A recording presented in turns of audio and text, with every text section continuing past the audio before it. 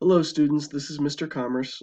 Just wanted to give you an update on Tuesday, 31st, to help you out and to review the short story, God Sees the Truth But Waits by Leo Tolstoy. We're going to be reading short stories and working on theme and figures of speech, taking short reading quizzes and discussion boards for the remainder of the extended break. We also will be doing some nonfiction, and they will be connected to the history content, including the Cold War and then into globalization. I hope you see the connections between the Red Scare and the focus on false accusations, spying and espionage in some of the short stories. Remember, I'm going to be having YouTube explanations up. I'm also going to be linking the situational irony because I do want us to focus on irony in the next couple of short stories. Um, God Sees the Truth. If you click on the reading quiz, you can read it on Google Drive, the PDF, or on Common Lit. If you click on the Common Lit, you do not take the quiz there, you take the quiz on Echo. And if you ever need retries of these quizzes, please let me know. I'll give you a retry. If it ever stops working for you, let me know. We can fix that, okay? And give you an extra try, okay? So on Common Lit, you go here and you can use the read aloud function, which is really nice. You click on the read aloud, and then you can click paragraph by paragraph, right? So Leo Tolstoy was a famous Russian author. He lived actually before the Russian Revolution, and he's famous for the novels, really long ones, War and Peace and Anna Karenina. He also wrote some short stories that are pretty deep. This one is about a man who's convicted of a crime that he didn't commit. It's pretty obvious that the narrator wants the reader to believe that he is innocent and that in fact he is innocent because we're not given any hints that he did commit the crime. So if you click the read aloud, it's nice. It tells you how to pronounce the names and will help you out. Okay, so let's listen.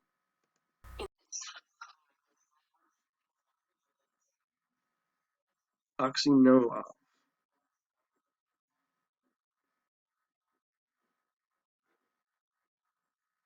All right. So I don't really mind the voice. It's not that bad, right? So I would read along. The guiding questions will also help you.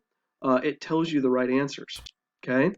So if you get them wrong, then you can get another shot, right? They're not required, but I think they really help you. Why doesn't Axionov's wife want him to go to the fair, right?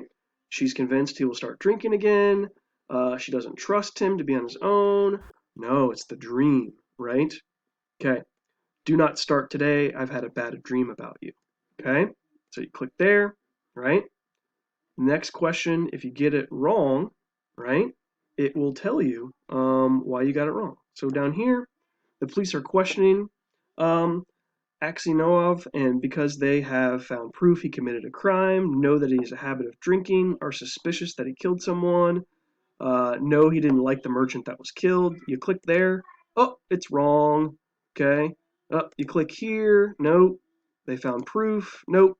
No, they're suspicious that he killed someone, right? Because they found a knife in his belongings. All right. So you can go through and read. These are only 6 pages to 10 pages long, short stories.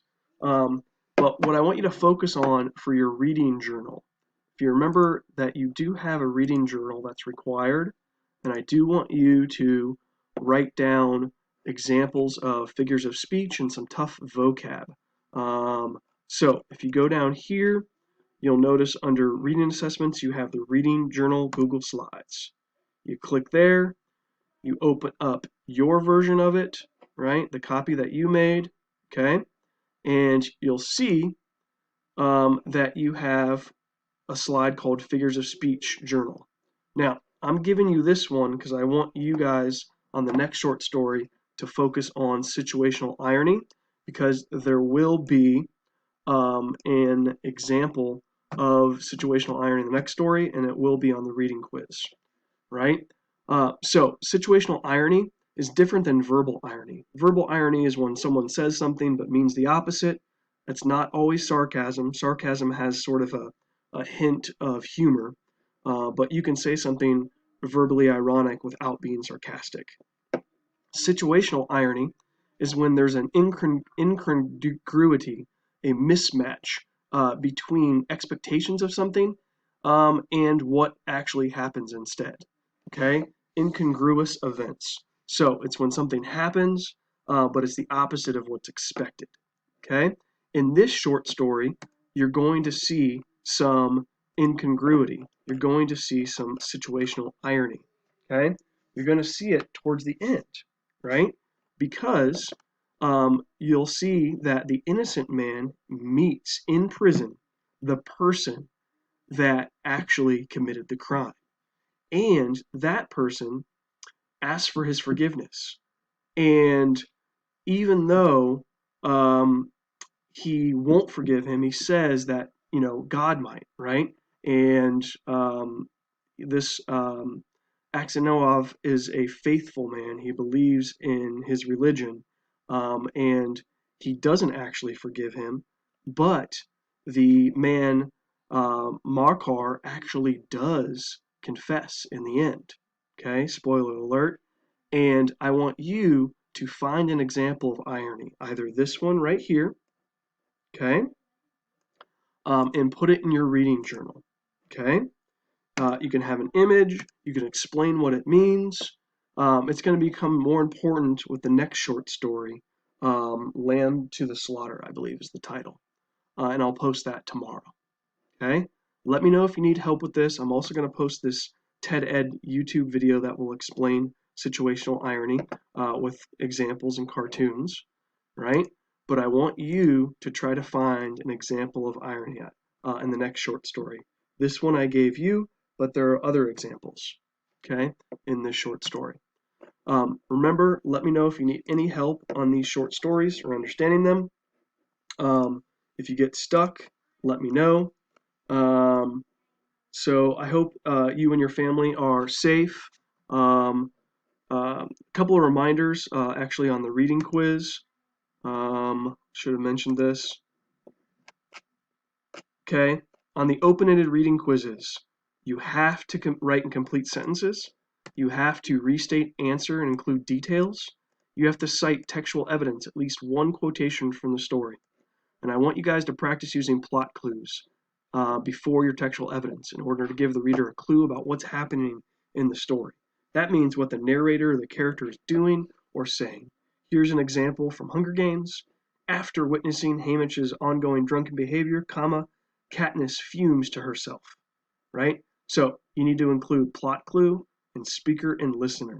And notice the comma before the direct quotation.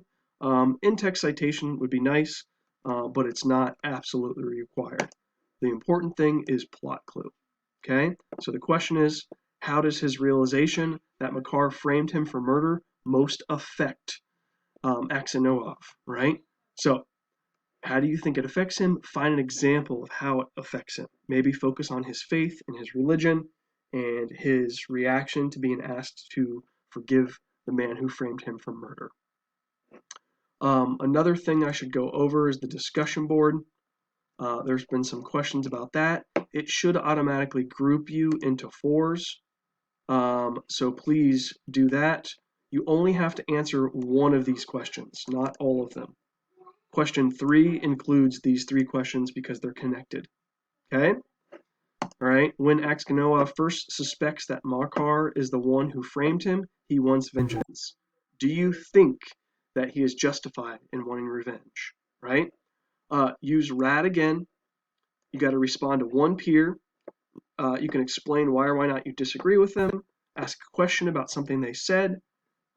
Clarify or ask for clarification. Elaborate on something they said. Connect it to your own lives or to history. You have to use textual evidence and use a plot. If you have any questions about this, please let me know. Again, like I was saying, Um, I really hope you and your family are safe and doing well. If you have any concerns, please reach out to the school, to me, to Mrs. Weems, to other teachers that you trust. Um, so be safe, be smart, um, do the best that you can on these assignments. I know these are tough times. Just do what you can and email me or even text me with questions. I sent an announcement up and I have a Google Voice. It's not my real phone number, but it is um, a way to reach me and I will respond on my computer. The phone number is 614 636 3819. Be safe, be smart. Talk to you later.